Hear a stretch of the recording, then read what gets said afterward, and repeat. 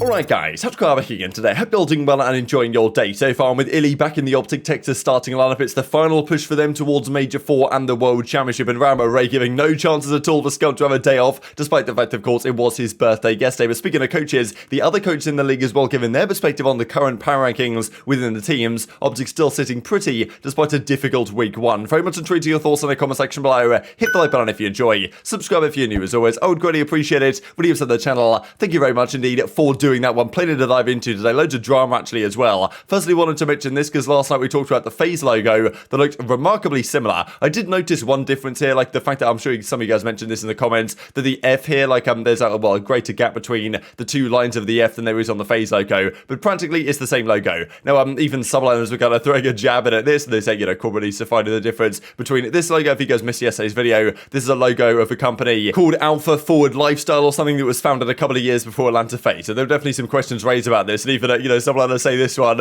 Atlanta FaZe, a new logo for them, the Mickey Mouse. So I thought it was pretty good, to be honest. So, like, yeah, we'll leave it there for now, but I do wonder if there'll be any follow-up on this, or whether this company will maybe see some of this stuff and have a few words about exactly what happened with their logo. So, yeah, definitely one to keep an eye on. Wanted to mention this as well, update on COD Challenger Champs format, as Doug says, and his update is, there's no update. I thought it was kind of funny, like, I've submitted a lengthy email and format for Champs qualifiers, and privately DM Spinner Spence and Daniel say, not heard anything back, hoping to have news sometime next week. Now, Spinner Spence does respond to him and says he has replied, this does not mean change will happen, but it's a great step in the right direction. So Spencer Peterson says, format changes for Challenger Champs, like, you know, replying to the email that Doug sent him. Wanted to let you know we did receive this, really appreciate all the work putting together the email and format document. We will look over it and let you know if we have any questions. So honestly, cool stuff, good for Doug trying to make this happen. Look, whether what Doug wants to happen and what the kind of the Challenger players and the pro players as well want to happen here for the Challenger format is going to happen, or whether it aligns with the CDL's objectives, like, there's other things the CDL has to think about behind the scenes, not just, like, you know, what the pros would like to happen. But at the end of the day, this could definitely be done a lot better. Doug still pushing for it every single day. I'm sure he's going to be sending an email following up on this every day until he gets a reply. So that's just Doug's tenacity, I suppose. But honestly, it might work out in a better format. So there's the Boston event, then there's kind of the World Championship not too far after that. So, you know, we'll see what happens there over the coming weeks if the CDL make any changes. Wanted to mention this, I thought was kind of remarkable because we're going to talk about Surge here in a second, but they're currently on a 9-match winning streak, the third longest in the CDL era, behind FaZe's record, I think, which is 13, and OpTic, I think they got to 12 earlier on this year. But Surge right now are, you know, kind of crazy to think about, really. Honestly, there or thereabouts. Good article here from Turtle, breaking down some of the key stats for them so far this season.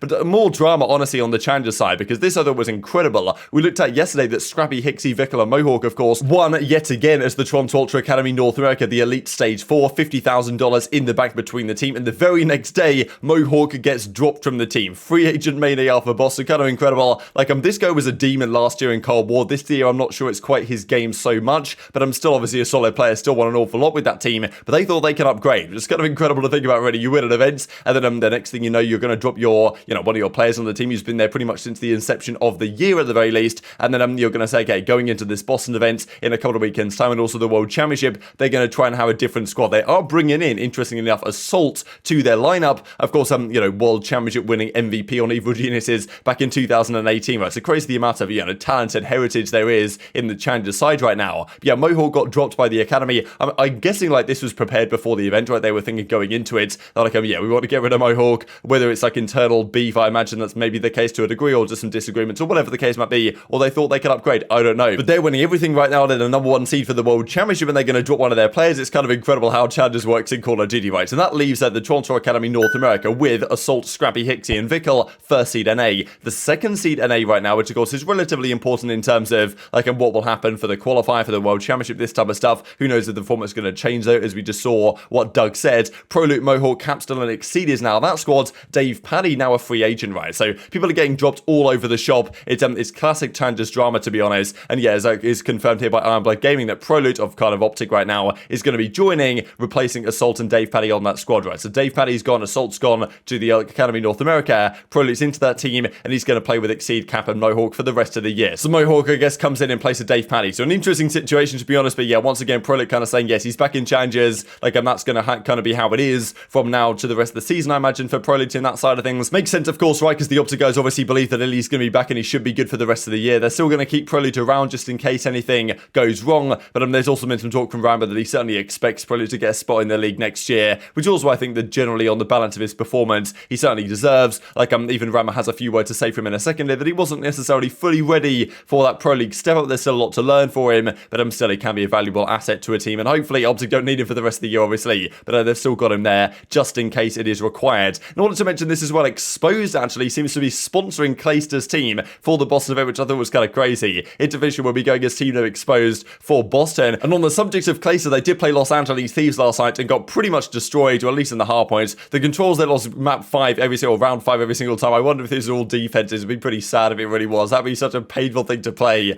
losing 15 defense wins in a row over the scrim set. But yeah, Thieves, we'll talk about them in a second here, just because where they're currently sitting in the power rankings, they're looking pretty good. Like, apparently their scrims, of course, like everyone says they're firing in scrims. I'm not going to say the line again I said a few days ago, but you guys know what it is. But maybe Clayster's team not firing in scrims, get 80-point clubs here on the Garutu, so maybe that really is a comeback trend here for Thieves on that map, right? And they're going to be really good on that one for the rest of the year. But yeah, this is some scrim intel that we don't get too often nowadays, but it did finally happen yesterday. The Clayster's team was streaming their kind of scrim set up against Los Angeles Thieves. Didn't really work out too well for them, but that kind of shows the difference sometimes between some of the Challengers teams and the pro squads that are doing it rather well, especially in the respawns up against FaZe just a couple of days ago. Now, let's talk about the OpTic side, of course, because Ellie's coming back into the team. There was a lot of talk. It was Scump's birthday yesterday, turning 27. Still the oldest SMG in the league, but certainly not past it at all, based on his performances so far this year, right? And certainly the last couple of weeks or so, with Pro League in the team, both Scump and Shotzzy didn't really look like their former selves. We saw yesterday that Rambo said that actually with Illy back, everyone's playing at their kind of the level that they were earlier on in the year, which seems to be what the kind of coaches in terms of power rankings are getting at as well. But of course, given the fact that it was his birthday yesterday, this I thought was kind of incredible hit from H-Odds. There was some talk, okay, look, maybe Scump takes the day off, just chills out for the day, gets back into practice the next day. But the issue is for OpTic is they've missed a fair bit of practice, because the fact that Illy was back briefly, then Prolute was in, they missed those days, it kind of screwed up their practice before week 1. Now this week they need to get every scrims that they can get in possibly, right, to make sure they're up to speed and as practice as they possibly can be with Illy back in the team. So Rambo said, look, no way Scump, I mean, you might have your birthday, whatever, like, look, we're not taking days off, we're grinding here, it's the final push towards Major 4 in the World Championship, there's no slacking.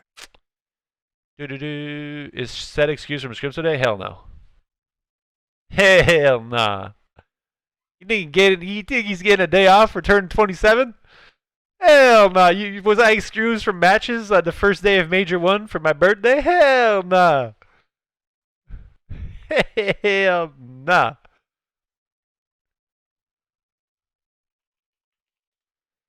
Not evil, it's work. Toughen up, people. Toughen up. Go big or go home, man. This is prime time.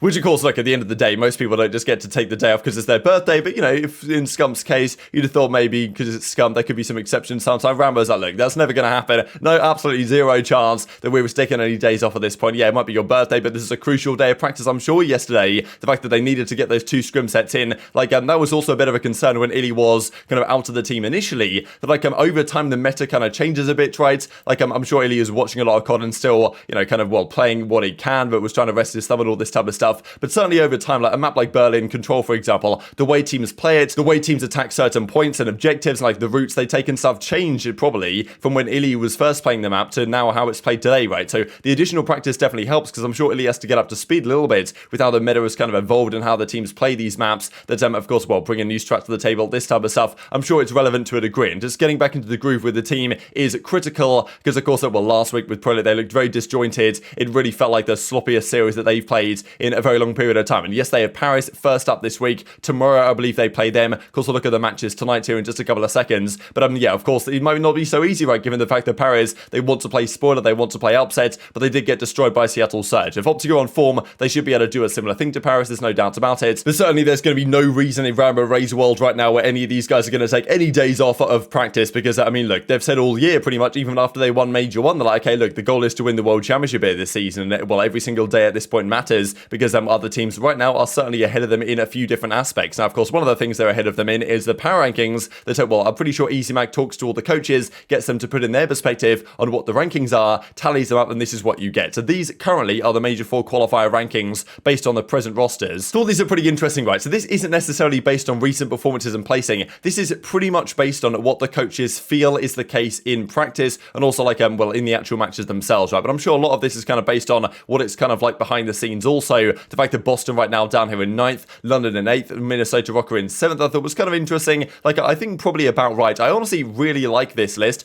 OpTic to me is the biggest question mark, right? Because we don't really know. With Prolute the way they were playing last week, they're certainly not third. But with Illy back, like in the couple of days he has been back, I guess some of the coaches thought, okay, yeah, certainly with Illy back, they should be about third, right? It's tough to really put them higher right now. I'm sure all the coaches thought that as well, right? Given what's happened with FaZe and Seattle the last couple of events, certainly. But having OpTic in third, I thought was maybe about right. It's kind of difficult to say though, right? Because I don't really think any other team deserves third. Like OpTic on their recent placings, like let's say week 1, have not been the third best team in the game. But like, you know, really, I don't really think I want to put Toronto the third best team, or Los Angeles Thieves the third best team, or New York the third best team. So like, it's kind of strange, right? Because none of those three deserve to be the third based on the way they're playing right now. But yet there isn't really anyone else to fit into that third slot unless you put OpTic there, right? So I feel like the rest of it on the left-hand side, I think is really good, right? FaZe number 1, Surge number 2, I think, well, we'll see kind of what happens there over at this stage. If Surge can have another blinder, they could take the number 1 kind of spot away here in the power rankings, but FaZe are pretty much always going to be there because they destroy everyone in scrims practically without exception. Now, Toronto 4th place, this is kind of interesting because they've been looking a little bit on the downtrend as of late. They didn't have a particularly good week 1 either, and they will play OpTic, I'm pretty sure, in the final week. So that's always a spicy series between those two. Los Angeles Thieves in 5th, I think it's probably fair enough, right? Some people might put them lower, but I feel like this is about reasonable. Just looking at the teams that are below them right now, like the fact that they destroyed Boston, right? Okay, they lost to FaZe game 5, but still, they're probably about here, especially on LAN performances. This is probably about right. New York as well, I think, are better than their teams below them. Unfortunate that they probably won't be going to the World Championship, but it's still in their hands if they want to make it. And then even Florida down here in 10th, right? Despite a decent week that they 3-0'd Minnesota Rokkr. Still 10th place according to the coaches, and then the bottom we don't even need to talk about anymore. Johnny doesn't even have a picture I thought was kind of funny. But yeah, definitely tweet your perspective on this one in the comment section below. Wanted to mention this as well. Esports Awards, Content Creator of the Year has come out. Cool to see some Call of Duty representation here. Hex is here. Zoom is here as well. I don't know. I'm not familiar with too many of these other names. Ashley Kang I know of. Launders, certainly awesome to see him on here. Not really familiar with some of the other ones, so I don't really know if Zuma has a decent chance to win this or whether he'll be one of the favourites, but it would be good to see him regardless. Of course, I'm pretty sure voting is now open and all that type of good stuff as well. And as Zuma says, actually, like, it wouldn't have been possible without you guys. So fantastic to see. Zuma's been killing it this year. Good to see him get the recognition that he most certainly deserves. And let's talk then about the games that are going on tonight. I mean, we even looked at this yesterday, but this got a lot of likes on Twitter, so I thought I'd mention it regardless. The ad revenue for this video went straight to the fines of, you know, Scump and Call of Duty Vanguard. Have had a good time. I'm sure some of you guys have seen this video by now. Let's dive into the games then today. So once again, every match of critical importance. Up top, FaZe versus Ultra. This is really, like, it's not that important, but it's certainly interesting because of the storyline, right? Like, FaZe versus Ultra, I'm pretty sure, like, FaZe are 11-1 against them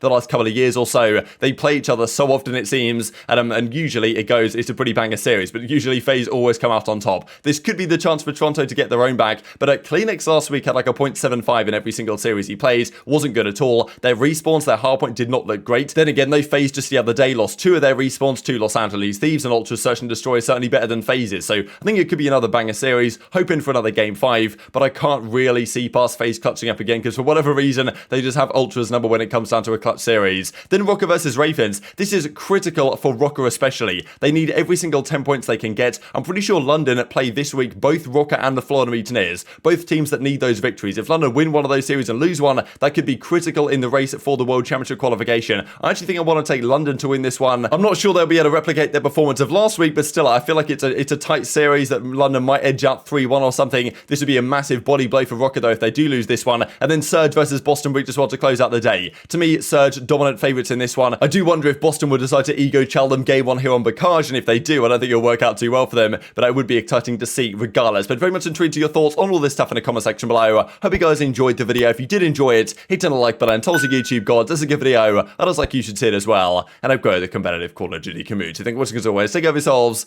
and I'll see you next time.